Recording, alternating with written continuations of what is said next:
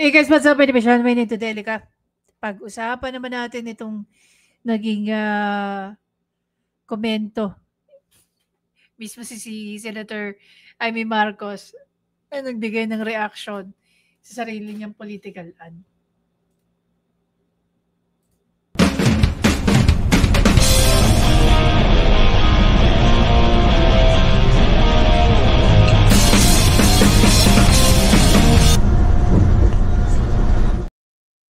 Ito guys, I really want to be very honest with you. Hindi pa tumatakbo ang eleksyon, hindi pa nagkakaroon ng campaign, hindi pa nag-start ang pag-file ng COC. Nung nangyayari na yung mga nangyayari about sa Duterte at sa mga Marcos, I was very troubled dahil buo sa puso ko, sa kalooban ko, na pagtatakbo ulit si Senator Amy Marcos, iboboto siya. Not because she's a Marcos, okay? It's not because she's a Marcos, not because she's Amy. But because I like yung mga ways niya dyan sa loob ng Senado. Para sa akin, si Senator Amy Marcos, na yung sabihin na lang natin, pinaka professional, efficient na senadora. Okay? At saka, sabi nga ni Apolacay dun sa movie, siya ang pinaka-rebellious. No? Nakikita naman natin kung ano yung tama, yun yung inaano niya. And not only that, paulit-ulit ko na rin ito nababanggit sa inyo, na every time na siya ang nagpe-preside ng kanyang Senate hearing or inquiry, in aid of legislation, lagi siyang ready. Lagi siyang ready. Never ko pa siyang nakapanood na hindi siya ready.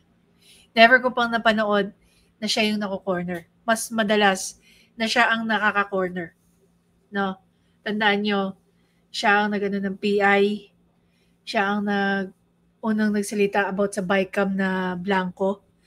Di lang natin masyadong napapansin, dala nga ng tuwing nagsasalita siya, lagi siyang nakangiti. So, akala natin it's just out of sarcasm. Pero, she's already telling the truth. Diba? She's already exposing people. And then, dito kay PRRD, no? Yung pagkakahuli kay PRRD. Kung isipin natin, nasan nga naman si Senator Amy Marcos when all of those things are happening? Pwede niya bang pigilan? Kaya niya bang pigilan? Pwede siguro, kaya niya siguro. Pero take note, si VP Sara na isang vice president na binoto ng 32 million na tao. Walang nagawa. Siya pa kaya? Kung iisipin natin, kapatid kasi yun ng presidente. So what kung kapatid siya ng presidente?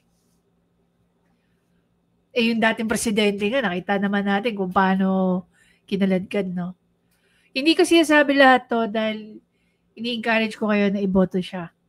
Ang sinasabi ko lang, ito yung mga basehan ko kung bakit ko siya iboboto. No, hindi ko siya iboboto dahil siya isang Marcos.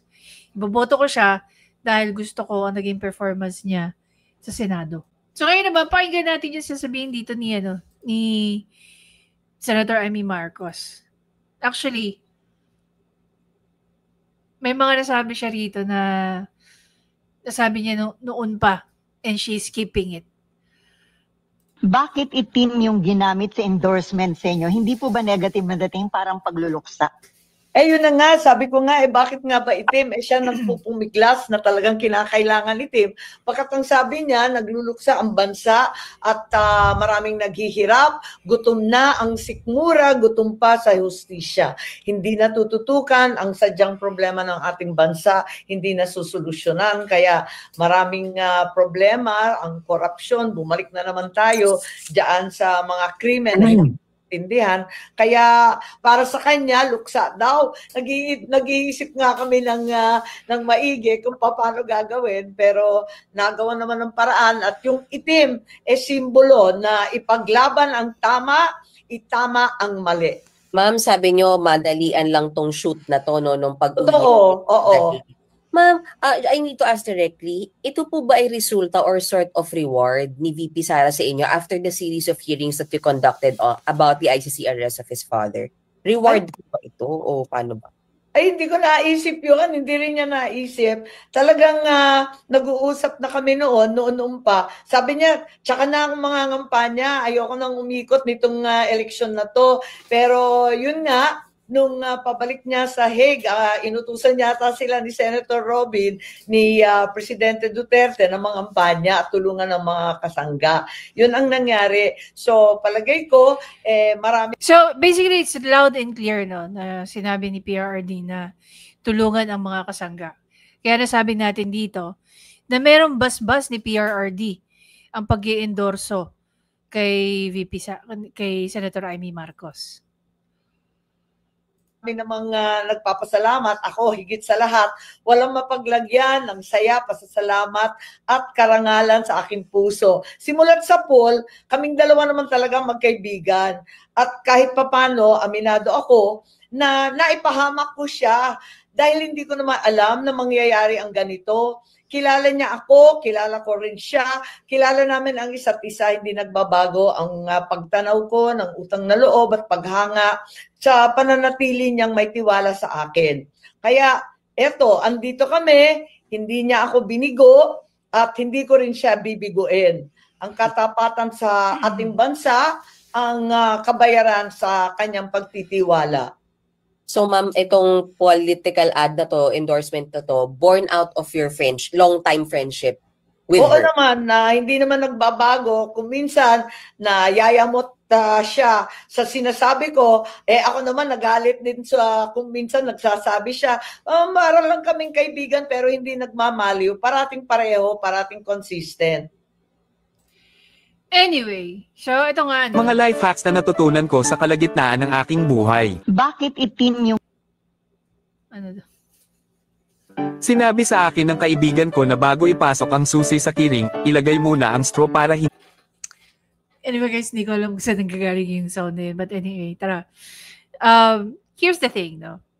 Maraming tao ang nagtataas ng kilay because in-endorse ni VP Sara itong si Senator Amy Marcos.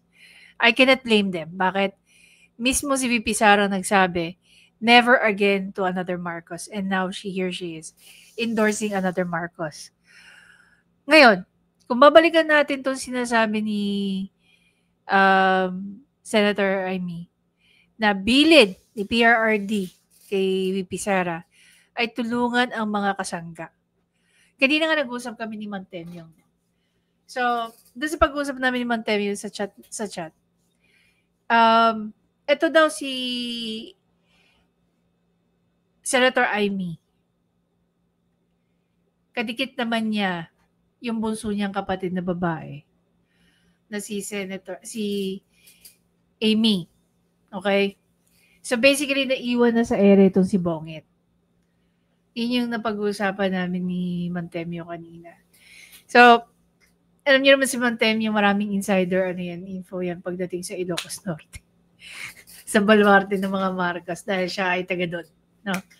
Pero my point is, dito mo makikita na ready na si Senator Amy Marcos to fight head-on against sa kanyang kapatid at sa administrasyon na to. So, tama nga yung sinabi ko sa pipiliin ni Senator Amy Marcos na i-keep yung legacy ng kanyang pamilya, ng kanyang ama, rather than i-save niya ang kanyang kapatid. 'Di ba? Bakit? Bakit sa tingin nyo na mas pipiliin ni Senator Amy Marcos yung legasiya ng kanyang ama? Simple lang. Napakasimple lang. Unang-una sa lahat, kung isasagapin niya kapatid niya, pare-pareho silang lulubog. Pag sinagip niya ang legasiya ng ama niya, baka makakuha pa siya ng third term as a senator. Baka, kung kaya pa niya by then, makaabot pa siya sa mas mataas pa sa pagiging senador. Pero, kung hindi niya, or kung pipiliin niya ang kapatid niyang salbahin, hindi na siya mananalo. Kahit sinong Marcos sa national election, hindi na mananalo. Another thing, pag nanalo ang Duterte, senatorial slate, pag nanalo yan mga yan, magiging mas matindi ang black voting ng mga Duterte. Ibig sabihin, kung sino ang endorso ng mga Duterte, iboboto yan ng kanyang mga supporters. Pag na-establish itong Duterte black voting, mas matindi pa yan sa ANC, mas matindi pa yan sa any religious group or any group for that matter, even siguro yung One Cebu. Bakit? Kung meron solid na 20 million no, na botante ang mga Duterte, napakalaking bagay na yun. Sabi nga, record-breaking na umabot sa 32 million ang boto ni VP Sara. Siya ang may pinakamataas na botong natanggap sa history. Even PRRD during his time, nasa 17 million less ang kanyang boto. So kung magkaroon ng 20 million voters, no, na solid supporter ng mga Duterte na kung sinong endorse nila, yun ang iboboto ng tao. Mapa-national man yan o mapa-local man yan. Napakalaking bagay yon.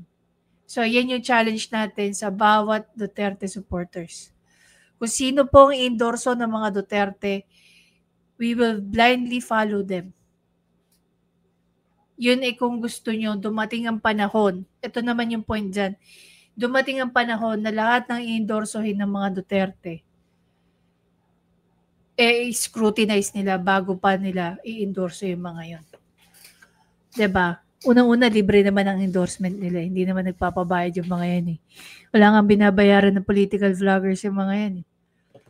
Tingnan mo yung iba. Naglayasan na kay VP Sara. Bakit? Kasi wala naman silang makukuha ang pera kay VP Sara. Sa kakatanggol nila kay VP Sara eh. Ibig sabihin, ginagawa lang nila yun para sa pera. Pero marami pa rin supporter ng mga Duterte. Mapa-content creator man yan o simpleng mamamayan, walang tinatanggap na kahit 5 duling sa mga Duterte. Dahil wala silang ibibigay din. Diba? Napakapayak at simple lang ang pamumuhay ng mga Duterte. No? Kitang-kita naman natin yan kay PRRD. Anyway guys, again, maraming salamat sa panonood. Please don't forget to subscribe, like, at i-comment nyo na. Kung kayo ay isang Duterte supporter, iboboto nyo ba si Senator Amy Marcos dahil siya po ay na-endorso ni VP Sara sa basbas ni PRRD?